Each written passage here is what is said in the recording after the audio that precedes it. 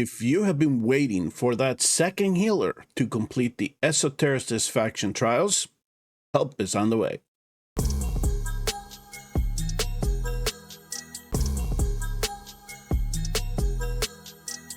Hello again, everybody. Welcome back to the channel. I'm Sebastian. This is going to be another Watch Your Realms video. The developers seem to be hard at work because the Demon Crusade and the Gear Dungeon 2 and everything that we have seen here in the Forerunners server for the last month is finally going to show up in the global server.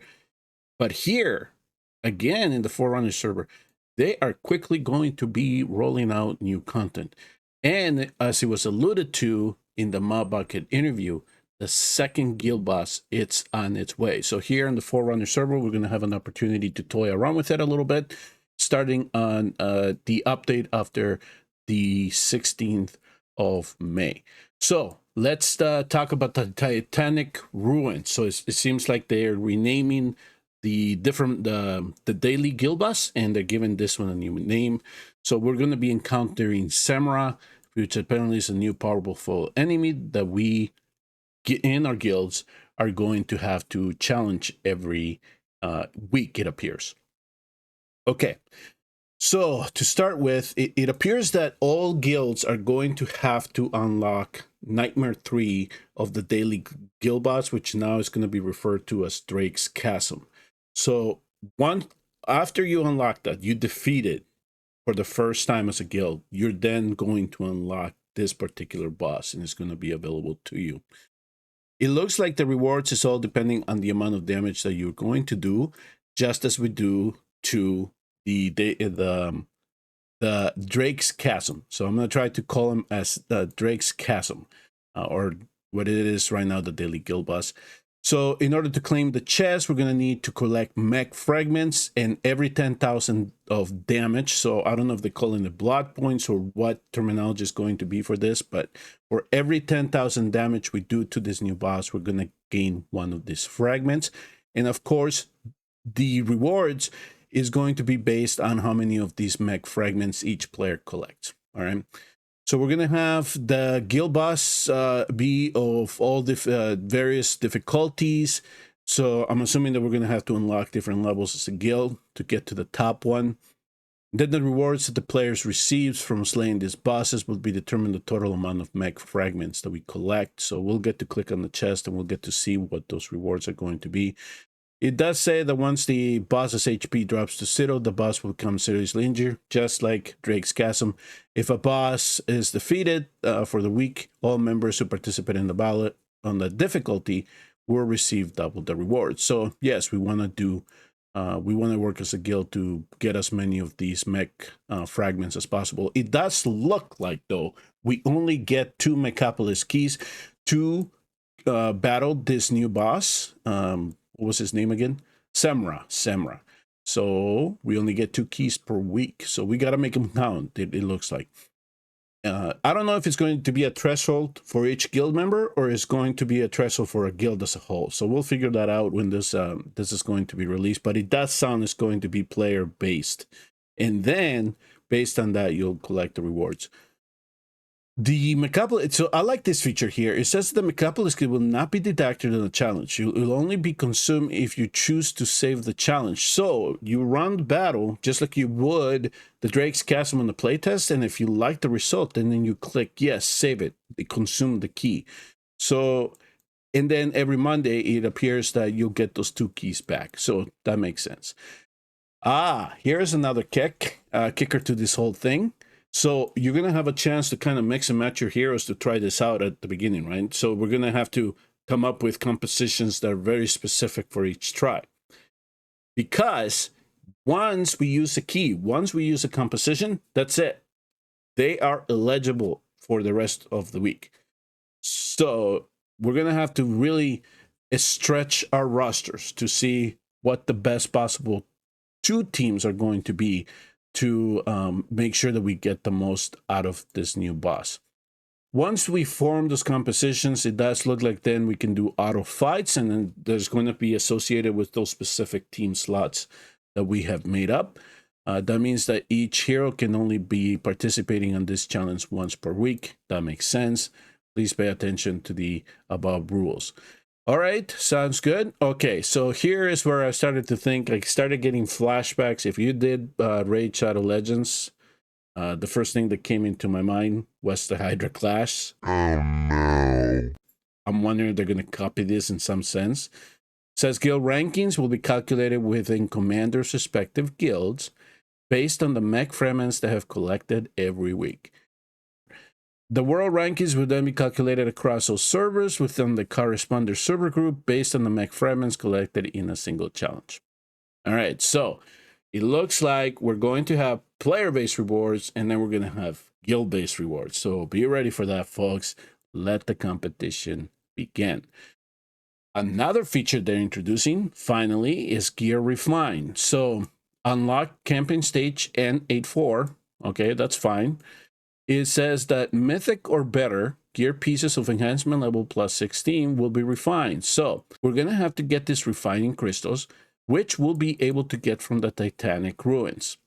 Of course, they gotta throw something in there to collect, right? We have to do it for a reason. We're going to select a secondary attribute to regenerate stat by refining it. So let me keep just these final 2 points because it's going to be key. If the result is lower than the original, result will not be saved. And if it's higher, it will be saved. And then once you pick a secondary attribute, that is the only one you're going to be able to refine in the future. So here's how I am taking this wording to mean.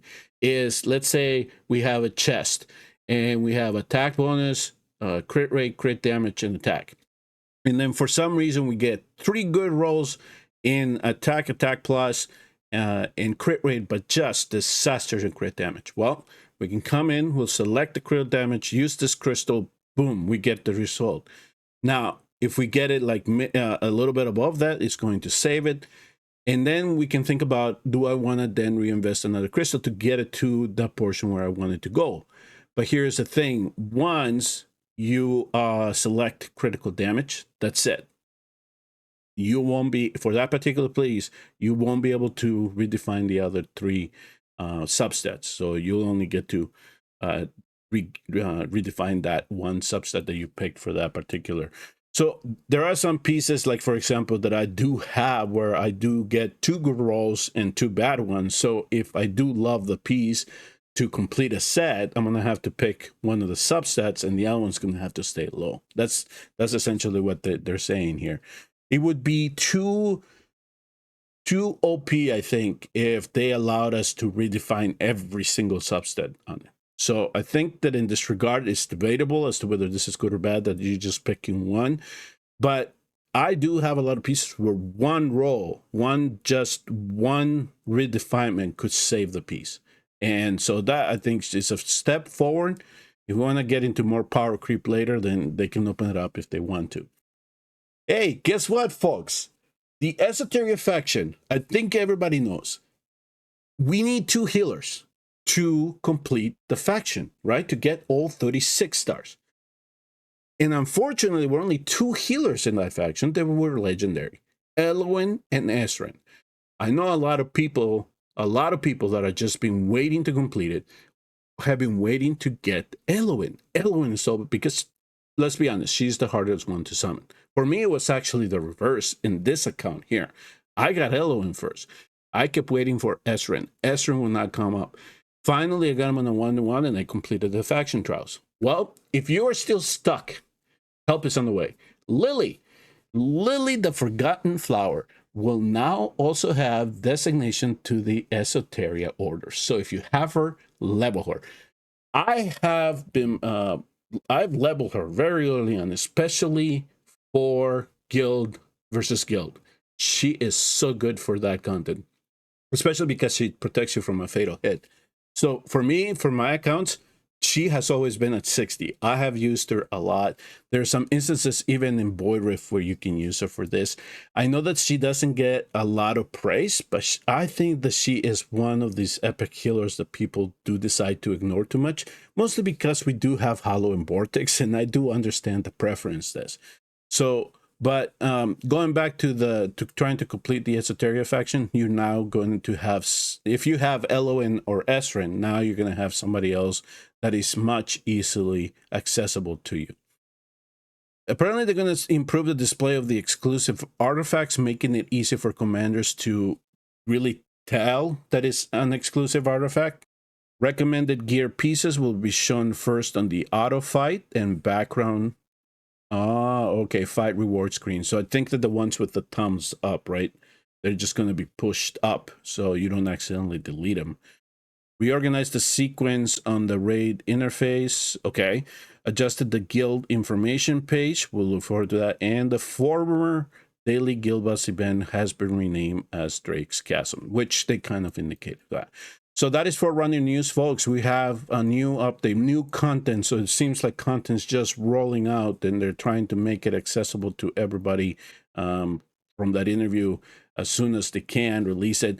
So here in the Forerunners server, hey, we'll get, not only will we have to make time to do gear dungeon every month, now we're going to have to work together to bring down Samra, this new boss. And I bet you we're all going to be talking about trying to come up with different compositions to try to tackle this and optimize our rosters, because we're going to need to do that, especially if we're limited on how many heroes that we can use for each try or for each week, right?